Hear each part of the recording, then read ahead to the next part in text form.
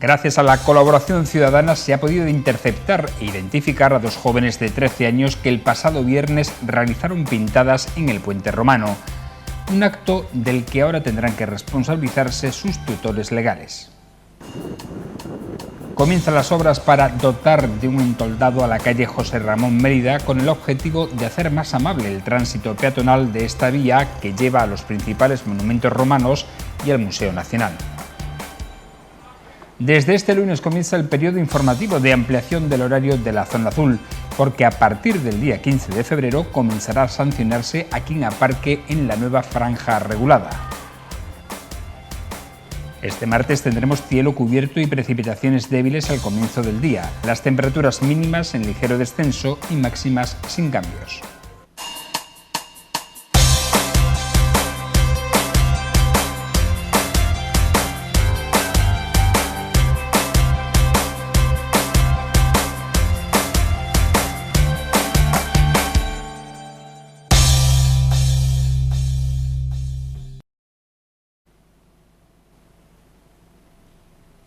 Bienvenidos a este programa, en La Picota, edición número 1140, en la que vamos a contarles en primer lugar las noticias más importantes que nos deja la jornada y que en principio están protagonizadas por los sucesos ocurridos la semana pasada.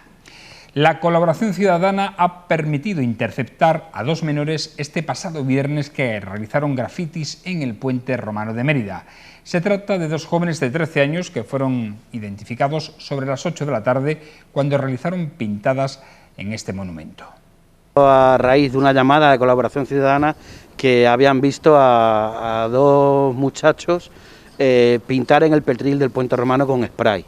Eso ha sido el viernes por la noche, sobre las 8 de la noche, y bueno, acudió la policía local, los muchachos salieron huyendo, pero como tenemos, todo el mundo sabe, y estamos avisando, tenemos patrullas de policía local, de paisanos, pues han sido localizados y se procederá a iniciar el trámite sancionador y la denuncia correspondiente.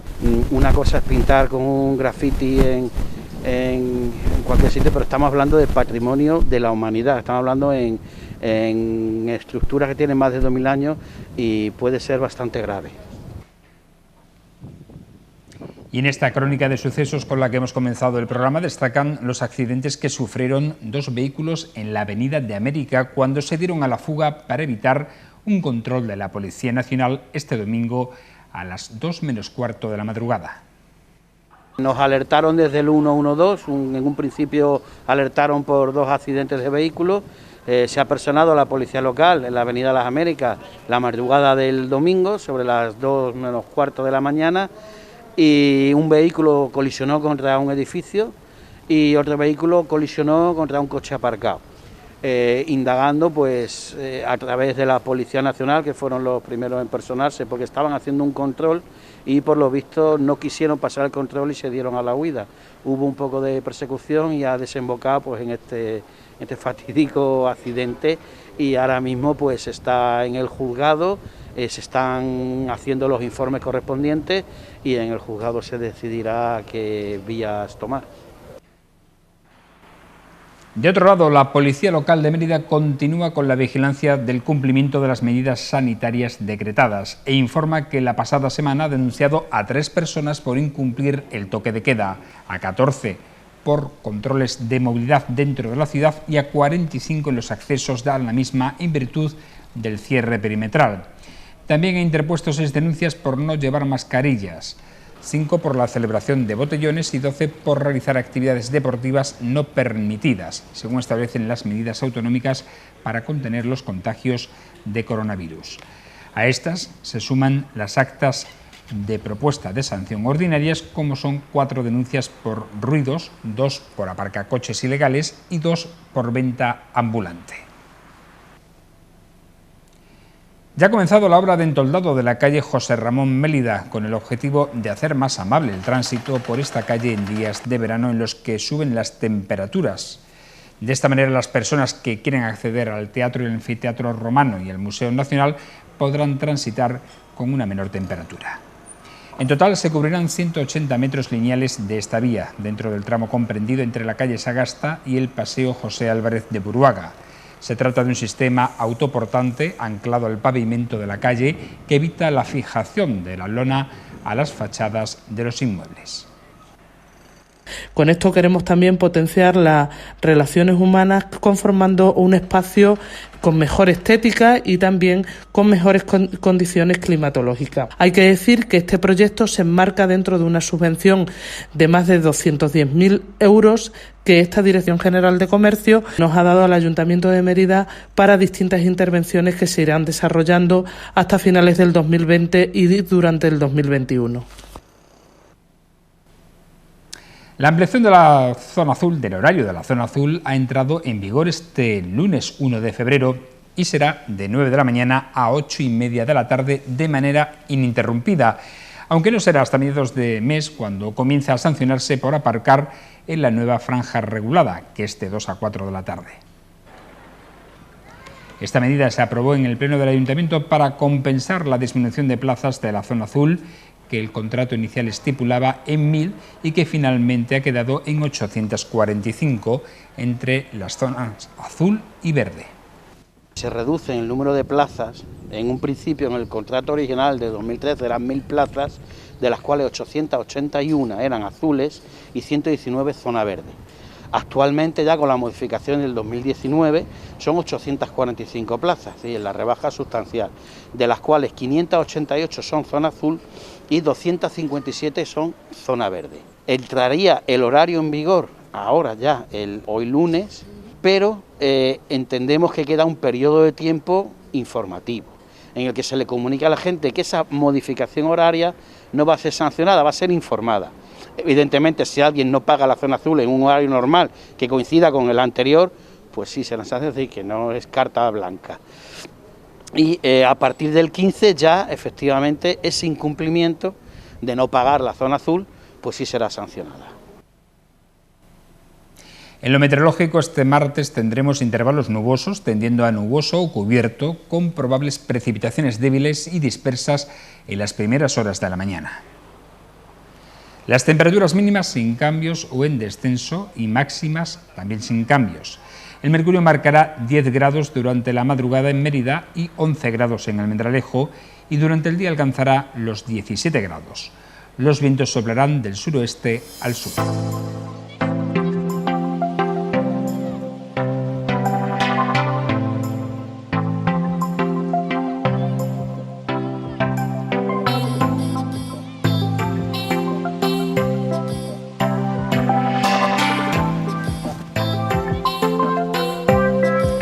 Llevamos algo más de una semana con un constante descenso de la incidencia acumulada por COVID-19 en Extremadura.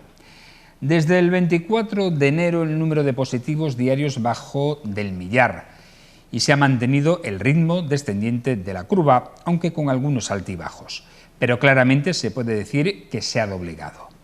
La constatación de este hecho la tenemos en la ciudad de Mérida, cuya incidencia a los 14 días se encuentra en torno a los 800 casos y a 7 días sobre 350, lo que indica que en la última semana se han registrado bastantes menos casos que en las anteriores. El análisis que se puede hacer de estos datos es que la limitación de la movilidad y las restricciones decretadas para contener los contagios han funcionado. Este confinamiento encubierto ha limitado también el ocio, ha resultado positivo para bajar la propagación del virus. Si esta tendencia continúa, resultará obvio que el próximo miércoles deberían flexibilizarse las restricciones e ir comenzando la planificación de una desescalada para que cuanto antes comience la recuperación de la actividad en la hostelería, así como en el resto de actividades no esenciales, una vez se ha iniciado ya la del comercio minorista. Resulta complicado definir a una sociedad que solo aprende de los errores a base de restricciones, más aún cuando en el peor momento seguían produciéndose conductas totalmente reprochables, como en la celebración de reuniones y fiestas. De todas formas, me temo que la situación no variará mucho cuando llegue la Semana Santa y se incremente la movilidad como en Navidades. Entonces volveremos a sufrir una cuarta ola de contagios. De nosotros depende que no vuelva a reproducirse otra situación tan lamentable como la que estamos viviendo, pero también depende de que se coja el ritmo adecuado de vacunación, porque de lo contrario nos veremos involucrados en un constante día de la marmota, con ciclos sin fin. De todos depende que esto no se produzca. ¿Lo intentamos entre todos? Buenas noches.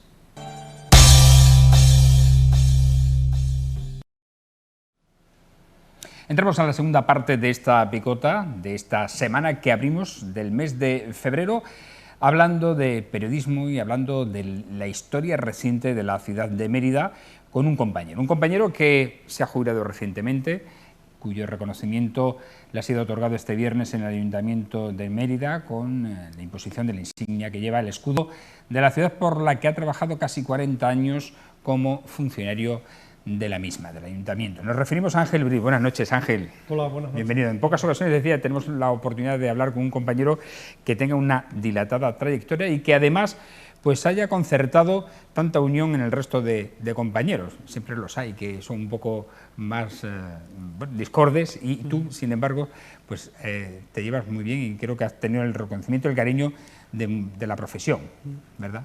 Sí, yo creo que también he tenido la suerte de coincidir con gente buena en general.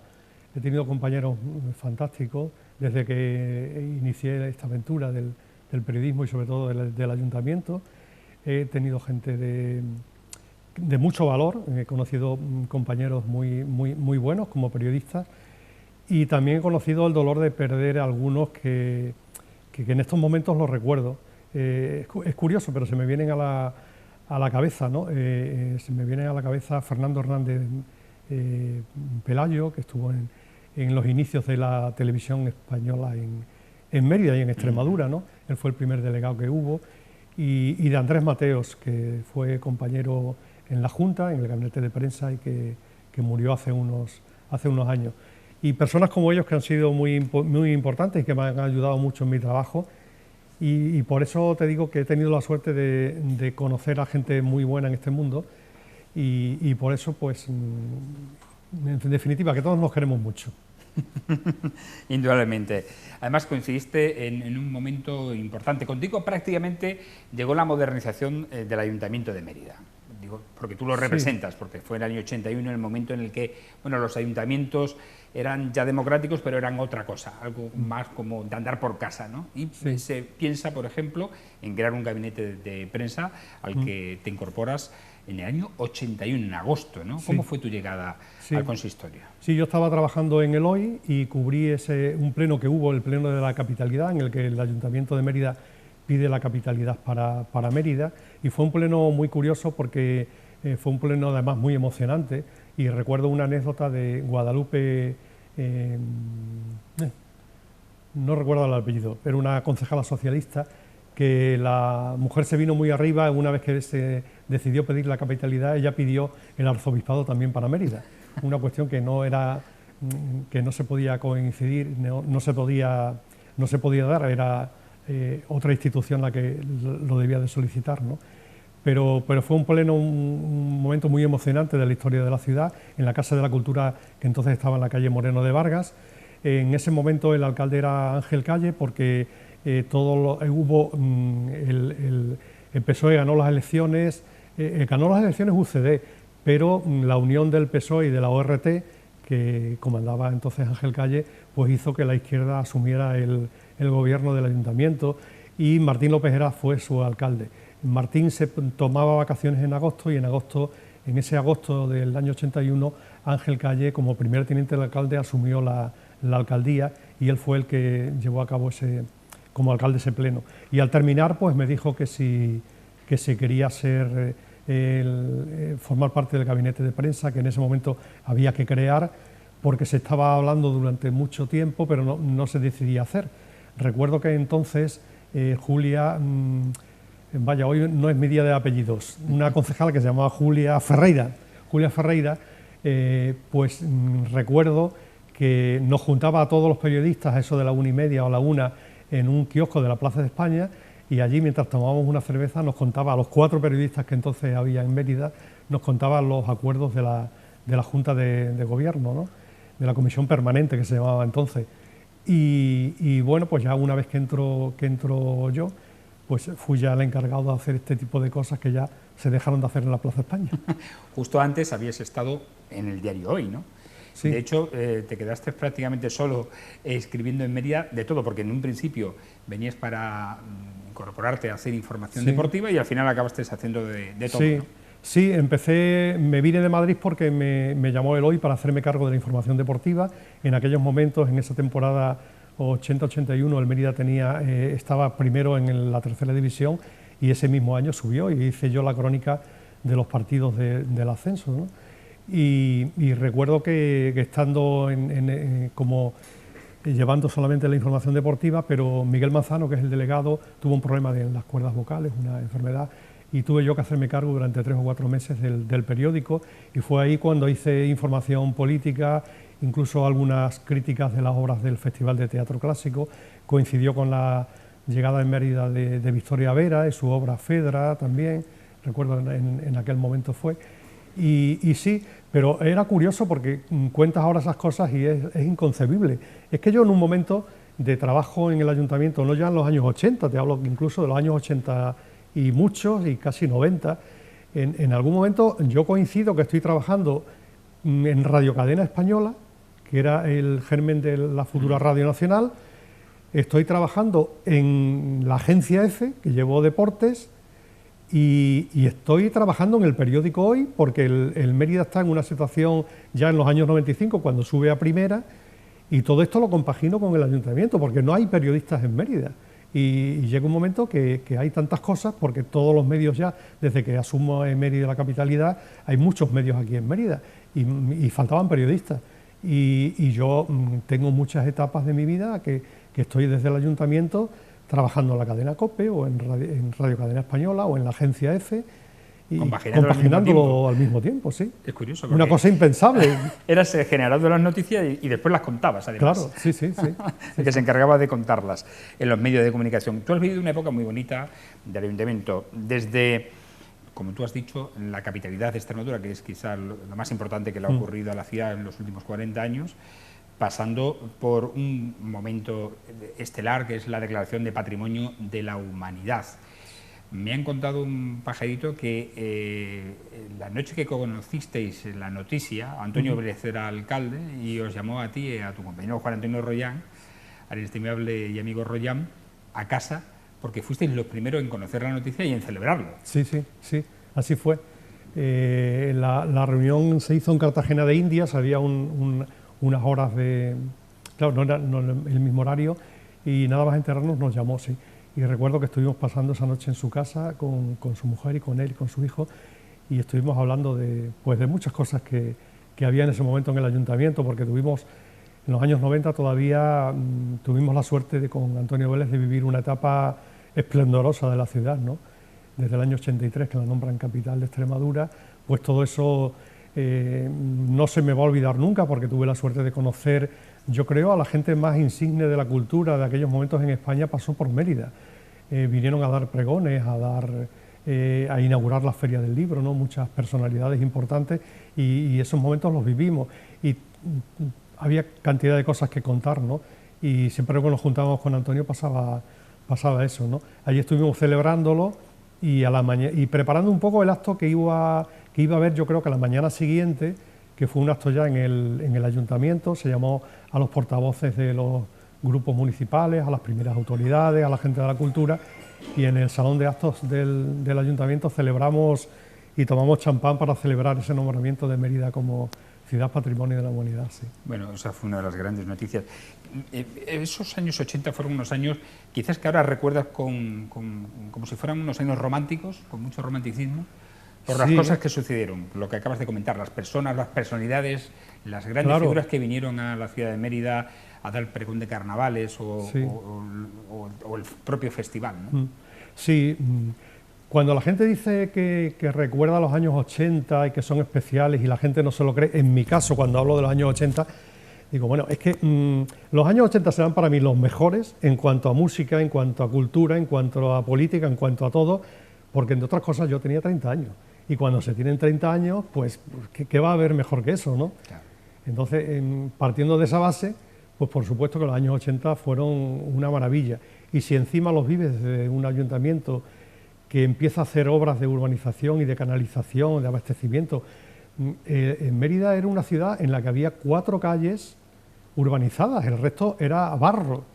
Y entonces, en esos momentos, en los años 79, 80, la primera corporación democrática que hay es la que empieza a hacer. Pero es curioso que antes, unos años antes, yo, como periodista del Hoy, que hacía mis prácticas en verano, yo recuerdo que desde los años 78, 79, yo empezaba a hablar del famoso proyecto de urbanización de 83 calles, que se empieza a hablar en el año 78, y por una serie de problemas que hay en la administración, que bien conoce, pues hasta los años 83, 84 no empieza a desarrollarse ese proyecto. Pero ya llevaba yo haciendo, siempre que venía a Mérida en el verano, siempre me tocaba hablar de los proyectos de las 83 calles, que nunca se hacía. Y entonces es ya en los años 81, 82, con la colaboración de muchos vecinos que tienen que pagar parte de la contribución urbana de esas obras, cuando realmente se hacen. Entonces la ciudad empieza a hacerse en todos los niveles, ¿no? Y como bien dices, se empiezan a urbanizar calles, con la contribución de muchos vecinos de entonces, ¿no? Que si nos ponemos ahora a averiguar cómo se hicieron muchas de las cosas, estaba en la cárcel la mayoría de la gente. Pues había que hacer cosas porque si no, no se hacían, ¿no? Y ahí hubo... la gente se echó para adelante, alcaldes, concejales y de todo tipo, que no quiere decirse que se hicieran las cosas mal, pero se hacían porque es que si no se hacían así, no se hacían de ninguna forma, ¿no? Y claro, fue la época también, como bien dice, de las primeras ferias del libro. La primera feria del libro yo creo que se hace en el año 82-83 y la inaugura Peridis, que es un personaje todo en ese momento, un hombre que era muy seguido por mucha gente a través del diario El País, donde escribía, ¿no? Él funda después las escuelas talleres, las funda Peridis. Y ese hombre pues estuvo aquí inaugurando la primera feria del libro y la clausura de esa primera feria del libro la hace Antonio Gala, que era un personaje en aquel momento que podía cobrar una millonada por abrir una feria del libro, y aquí lo hizo gratis porque en ese aspecto Antonio Vélez se sabía camelar muy bien a la gente que vino tanto a inaugurar ferias del libro como a inaugurar y ser pregoneros del carnaval, ¿no? Yo tuve la suerte de conocer a periodistas que en aquellos momentos era gente muy, muy importante, que tenían los mejores programas de televisión, los que todo el mundo veía, porque había pocas cadenas en aquel momento, pues pasaron por aquí, ¿no? Nunca se le olvidará a nadie el pregón de Antonio Mercero, que en aquellos momentos era un hombre que era muy conocido por sus series en televisión española, Farmacia de Guardia o la famosa del verano Azul. Verano Azul. De televisión española. Sí. Claro, Fernando García Tola, que era un personaje que hacía Si yo fuera presidente, un programa magnífico que había por entonces, ¿no? Toda esa gente vino a Mérida, estuvo por aquí Juan Gil Albert, un insigne escritor y que también tuvimos la suerte de tenerlo en Mérida, ¿no? En fin, Carlos Herrera... Fue un momento de crecimiento. Además, tú sí. Lo dijiste en el acto precisamente en el que te entregaron la insignia con el escudo de Mérida, que cogiste la ciudad, cuando llegaste al ayuntamiento, una ciudad de 40.000 habitantes y la dejas con 60.000. Es un crecimiento del 50%. O sea, claro. Empezó a crecer, empezó a hacerse ciudad, ¿no? Durante aquella época. Y vinieron personajes, como tú has comentado. Me han dicho que tuvisteis un pequeño problema en el estreno de la película Jarrapellejos con Florinda Chico. Cuéntanoslo. Sí, fue muy curioso. Jarrapellejos se estrenó en el cine María Luisa, recién abierto. El cine tuvo una etapa en los años 80 que claro, cuando los trabajadores del Cine Navia, que estaban en una situación complicada porque la empresa quería dejar el cine, pero ellos querían continuar, pues hubo un instante ahí que el ayuntamiento les echó una mano desde la Dirección de Cultura y la alcaldía y se les ayudó a programar, porque ellos lo que venían haciendo hasta ahora era compraban una película muy conocida, que podía ser, yo no sé, El guardaespaldas, y con El guardaespaldas venían 30 películas muy malas, y ellos como las pagaban, pues las proyectaban todas. ¿Qué pasaba? Que al guardaespaldas venía muchísima gente, pero al resto no iba nadie y se perdía mucho dinero. Y además eran las típicas películas de La caliente niña Julieta y cosas por el estilo, que eran horrorosas. Sí, ¿verdad? Porque antes se hacían lotes.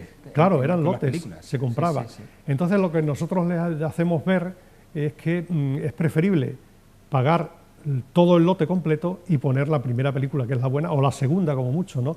Y devolverlas y volver a pedir una película, ¿no? Entonces la colaboración del ayuntamiento fue esa con ellos, ¿no? Luego más tarde ya pasa un tiempo y la Junta compra el cine, definitivamente.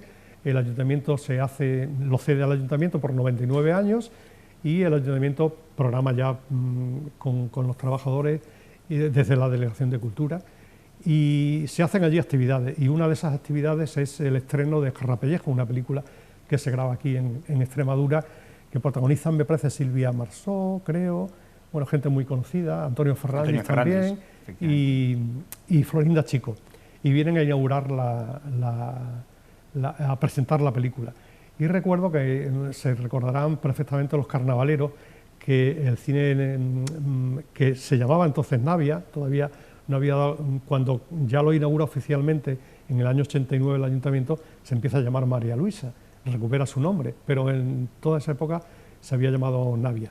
Y al hacer la presentación tienen que subir los actores a la pantalla, y el único sitio en el que había eran unas pequeñas escaleritas que se subían y se accedía al escenario. Entonces yo coincido con Florinda Chico, ella con toda su delantera delante y yo detrás, y nos quedamos encajonados ahí. En un momento nos quedamos encajonados que no nos podemos ver, era tan estrecho aquello que me tuve que echar para atrás un poco y cederle el paso. Bueno, como responsable también del gabinete de prensa, has vivido momentos importantes, como la visita de los reyes, ¿no? Del rey emérito Juan Carlos I y de doña Sofía. Sí, estuvieron aquí varias veces, y recuerdo que entonces teníamos que preparar el salón de plenos. Bueno, días antes, previos, recibíamos la visita de la policía con los perros adiestrados para ver todas las instalaciones que había, por dónde iban a entrar los reyes, dónde iban a quedarse, y recuerdo que teníamos que hacer una especie de estudio de televisión arriba donde estaban, digamos, nuestras oficinas de alcaldía, en la parte de arriba, que estaba muy cerca de, digamos, el campanario, donde estaba el reloj. Pues a esa altura se hacía una especie de sala de prensa donde los periodistas, todos no podían entrar, veíamos desde ahí el pleno en el que estaban los reyes, ¿no? Y los días previos pues había que preparar, por ejemplo, el cuarto de baño especial que había allí, de los dos que había, pues había uno especialmente que se preparaba por si los reyes tenían que hacer uso de él. Al final no hicieron uso, pero había que hacerlo, había que no reformarlo, pero sí prepararlo en condiciones, adecentarlo, comprar una colonia y ponerla allí, para que luego no se utilizó, pero bueno, alfombras y tal, todo eso había que hacerlo, ¿no? De forma especial, sí. Y nada, pues recibimos la visita de ellos una o dos veces, y con todo lo que se suponía de movimiento, ¿no? Que además, bueno, suponía muchísimo movimiento, porque alteraba todo, ¿no? Claro, solamente en seguridad. Sí, como digo, los días previos había que contestar a muchas preguntas que te hacía la policía que venía, y su séquito, ¿no?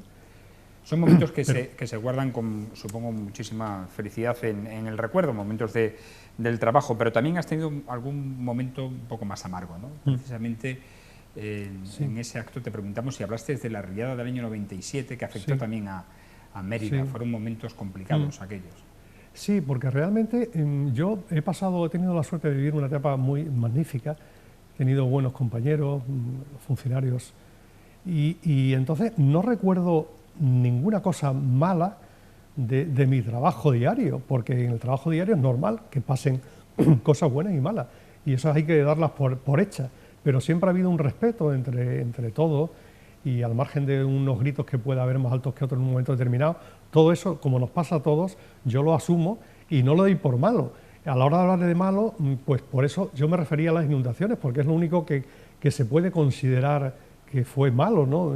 Que realmente lo siente, porque ves a gente que sufre cosas que no tienen remedio. Todo lo demás tiene remedio, pero lo que no tiene remedio es eso.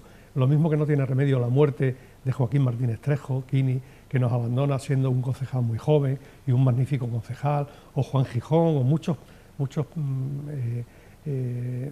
concejales que en este tiempo pues trabas una amistad con ellos importante y que se van. Eso es lo que no tiene remedio y lo que he hecho, lo que tengo que poner en el lado negativo, porque luego el resto, pues como te digo, son cosas del día a día que tienen remedio por suerte, ¿no? ¿Y aquellas inundaciones con los políticos qué tal la relación? Es decir, porque siempre suele haber más empatía con una persona o con otra, y no tiene nada que ver con el cargo que ejerzca o tal. ¿Con qué alcalde tuviste más sintonía y con qué concejal conectaste más? Pues no sé, yo no es por echar balones fuera, pero siempre he tenido el respeto de todos los alcaldes. Desde Ángel, que estuvo muy poco tiempo, pero después fuera del ayuntamiento también he tenido más contacto con él, con Antonio Vélez y con Pedro Acedo son con los que más tiempo he estado, y con todos ellos he vivido momentos buenos. He tenido esa suerte de estar muy unido a ellos. Ellos también lo han estado conmigo, aunque en algún momento determinado no he sido normal. Cuando se habla de mí como jefe de prensa durante 40 años, hay unos años que no lo he sido porque ha entrado otra persona que ha estado cubriendo ese como jefe de prensa, porque han tenido, pues eran muy amigos y más confianza, claro. Sí. Han sido los menos años, desde luego, ¿no? Porque luego he vuelto a recuperar incluso ese puesto. Ha sido personas que han estado allí 1 año o 4 como mucho, pero luego he vuelto a ello, ¿no? Y eso me ha pasado en el caso de Pedro Acedo y en el caso de Ángel Calle en la segunda etapa, ¿no? Pero he seguido perteneciendo al gabinete de prensa, he seguido haciendo mi trabajo y ellos nunca me han interferido, porque ha habido un trabajo de prensa que siempre es el mismo con cualquier alcalde, ¿no? Es defender a la ciudad desde una revista municipal que hemos hecho, y el trabajo con ellos siempre ha sido el mismo, ¿no? Bueno, te limito a la pregunta, ¿con qué concejal has conectado? Y luego con concejal, pues no lo sé, he tenido una buena sintonía con Julio César, que es de los últimos, que ha estado, con Elías Paule, que también estuvo mucho tiempo, con Antonio Vélez, que fue concejal de Cultura antes de ser alcalde, y que me pasó a mí un poco el trabajo que él hacía como delegado de Cultura, me lo pasó. Yo casi, los primeros años de estar en el ayuntamiento, casi actúo más como delegado de Cultura que como periodista, porque Antonio Vélez abandona un trabajo que a él le gustaba mucho y lo tengo que hacer yo casi unido a él, ¿no? Que es el de programar películas en los cines, Cine Navia y en la Casa de la Cultura, que todavía se van dando, y también poner en marcha una semana de teatro. A él le gustaba mucho el teatro y se hace una Semana Nacional de Teatro, que vienen grupos muy importantes a actuar a la sala, entonces en el Cine Alcazaba, ¿no? Y entonces en ese momento pues casi actúo, no como delegado, pero sí haciendo mucho ese trabajo, ¿no? Nos queda, Ángel, poquito tiempo, pero quiero evidentemente entrar en la que es tu gran afición, que es el cine, ¿no? Has presidido el Cine Club Forum, has creado el Festival de Cine Inédito, del que eres presidente. ¿Cómo llegaste cómo fue tu primer contacto con el cine y dónde fue? ¿Lo recuerdas? Bueno, mi primer contacto con el cine, sí, siendo muy pequeño, porque yo vivía en el bar Briz, que llevaban mis padres, y tuve la suerte de que frente al bar había un cine que era Navia, que es el actual BBVA. Ese era un cine de verano. Entonces, en aquel momento yo me subía encima del bar que vivíamos, y yo allí tenía una entrada de preferencia, porque desde mi balcón se veía el cine, se veía la pantalla del cine. Entonces yo empiezo a ver películas allí con 14 y 15 años. Qué bueno. Y ese es mi primer contacto, viendo las películas un poco como Cinema Paradiso, ¿no? Desde el balcón. Qué bueno. Veo ese. Y luego, pues, con mis amigos, que estábamos todo el día en la calle Santulalia, donde había carteleras de todos los cines que había en Mérida, se ponían allí, en la altura del mercado de Calatrava, y veíamos las películas y íbamos mucho al cine. Y mi primer contacto fue ese. Luego también en casa teníamos la suerte de que con la televisión, en la segunda cadena, ponían muchas películas de cine clásico, que hemos visto yo creo una gran mayoría de gente de mi generación. Y pues ahí yo creo que te entra un poco el germen del cine, ¿no? Que después continúa pues cuando vas a Madrid, que puedes ver mucho más cine. Estudié poco, me dediqué más a ver cine que a estudiar. Cine, ¿no? Casi, eso te iba a decir, casi tu profesión podría ser la de cinéfilo, ¿no? Más que la de periodistas, ¿no? Sí, yo creo que vi más cine que estudié en aquellos momentos, ¿no? De hecho, bueno, has viajado mucho también con el cine, ¿no? Has ido a muchos festivales, ¿no? De cine.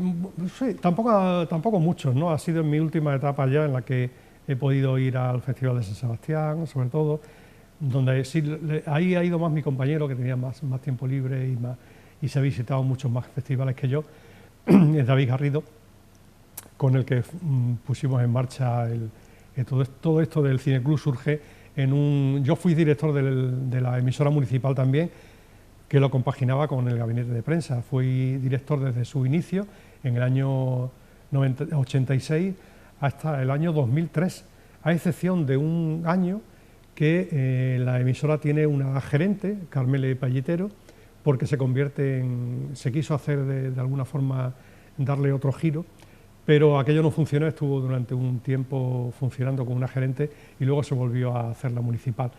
Y yo, siendo director, tenía también un programa que se llamaba Fila 7, que lo había iniciado al principio de la emisora, y en ese programa pues ya empezaba a hablar con mucha gente de cine, con Luis Argüello, que eran de los primeros que tuvo un cineclub aquí en Mérida. Y ya en los años 2000 se nos ocurre, en concreto en el año 2006, que todavía se sigue haciendo este programa, con una serie de compañeros decidimos hacer un cineclub, y ese mismo año surgen las ayudas para las actividades culturales. Nos presentamos, nos dan un dinero y con ese pensamos en hacer un festival que lo llamamos Cine Inédito porque no sabíamos qué hacer. Era una cosa inédita para nosotros, pero que queríamos hacer algo, pero no sabíamos cómo. Y como las ayudas terminaba la fecha, nos presentamos rápido, se nos ocurrió esta idea y por eso se llama Festival de Cine Inédito, que realmente los festivales de cine son todos inéditos, sí, claro, porque es donde se estrena, son películas nuevas. Hemos pensado alguna vez en cambiarle el nombre, el Festival de Mérida, pero como la gente lo conoce ya como Festival de Cine Inédito, pues pensamos que lo vamos a dejar así. Y eso fue un poco mi trayectoria. Pero y ahora a partir de ahora te vas a dedicar a lo que te gusta, ¿no? ¿De lleno o no? ¿O te vas a jubilar y te vas a dedicar a ser abuelo? Me han escrito tantas cosas bonitas en estos días en Facebook y en las redes sociales, y que me pide la gente que continúe. ¿Y cómo digo yo ahora que no? Pues tendremos que seguir, ¿no? La situación es muy complicada. Primero hay que ver si realmente los cines vuelven a abrirse, y si no, pues habrá que esperar a que se ponga en marcha el Cine María Luisa, que claro, el festival ahora mismo no se podría hacer en otro sitio que no sea en los cines, porque hay que funcionar con DCP, con unos programas especiales, y las películas nuestras del festival, si no hay la posibilidad de hacerlo en un cine en condiciones, pues no la hay, ¿no? Hombre, hay muchas fórmulas, ¿no? También se estudiaría, pero lo suyo es ver cine en pantalla grande y en buenas condiciones, que yo creo que eso lo va a tener el Cine María Luisa, lo tienen los cines Victoria ahora mismo, que yo creo que si ellos abren, pues volveremos a hacerlo de nuevo, primero nuestro ciclo y luego ya en noviembre pensando en el festival. Qué pena, porque el cine efectivamente es uno de los sectores que más ha impactado también esta situación originada por la crisis de la pandemia del COVID-19. Tú ya has tenido pues, sus altibajos, ¿no? Los años 80 fueron muy duros también para el cine, para los cines. Desaparecieron muchos cines. Después se volvió, parece, a recuperar otra vez el gusto por el cine. Estamos en un momento, yo creo que de equilibrio, cuando llega otro mazazo como es este del COVID-19, ¿no? Ojalá que se arregle. Nunca sabes cómo va a terminar. Siempre se ha hablado de los problemas del cine. El cine tuvo problemas en los años 60 con la televisión, pues se inventó la pantalla grande, el Cinerama, para hacer el Cinemascope, y la gente acudió de nuevo a los cines. Siempre hay alternativas. El 3D parece que venía a surgir en otro momento, que también estaba de capa caída, pero luego siguió. la televisión y tampoco hizo la televisión. Ángel, pues ha sido un placer hablar contigo y con un compañero con el que además hemos descubierto muchísimas cosas de la Mérida del pasado, de la Mérida más reciente, de la historia reciente de Mérida, que tú te has encargado de contar desde el gabinete de prensa del Ayuntamiento. Nuestra más sincera enhorabuena por esa jubilación bien merecida, 40 años en un mismo sitio, en un mismo empleo, no es fácil hoy en día. Seguro que cierto. Esto ya casi es imposible, prácticamente, ¿no? El mantenerlo. Muy difícil, sí. Y que disfrutes mucho de esta jubilación, de tus aficiones y sobre todo ahora de tus nietos, ¿no? Sí, es lo que hay, sí. Yo espero poder continuar con el tema este del cine, sí, desde luego. Bueno, pues aquí ponemos el punto final. Ángel, gracias, suerte en la vida, que te vaya bien, porque además seguro que si te irá bien podremos seguir conociendo pues más trayectoria del Cine Club Forum, más festivales de cine inédito y a todo aquello a lo que te dediques. Por cierto, ¿vas a seguir la Asociación de la Prensa o no?